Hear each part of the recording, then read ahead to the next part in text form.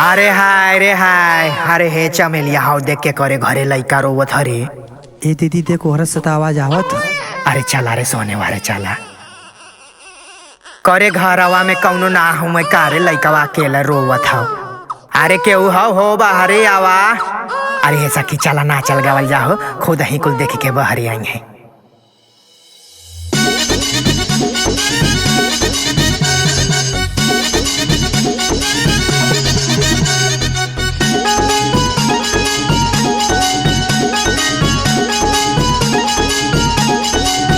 रोवा रोवा जानी लेला है खिलौना बबुआ। हाथी घोड़ा चाहे हाथ के नचौना बबुआ। हाथी घोड़ा चाहे हाथ के नचौना बबुआ। रोवा रोवा जानी लेला है खिलौना बबुआ।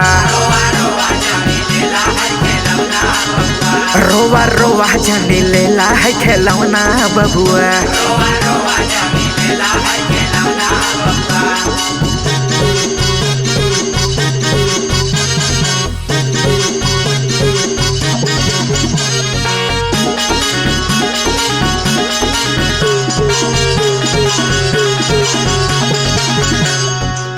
कहत ले आई घर रे लगाड़ी।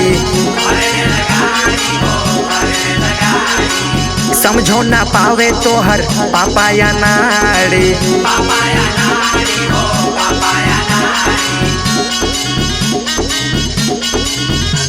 अरे कहत ले आई घर रे लगाड़ी। समझो ना पावे तोहर पापा या नाड़ी।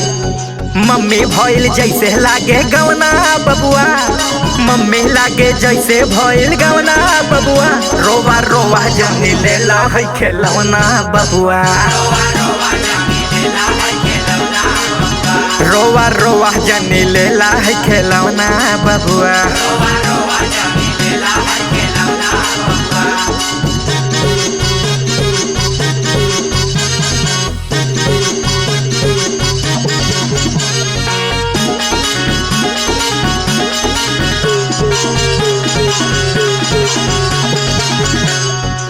कोरा में आवा हमरे लोरी सुनाई। राजा या रानी के कहानी सुनाई।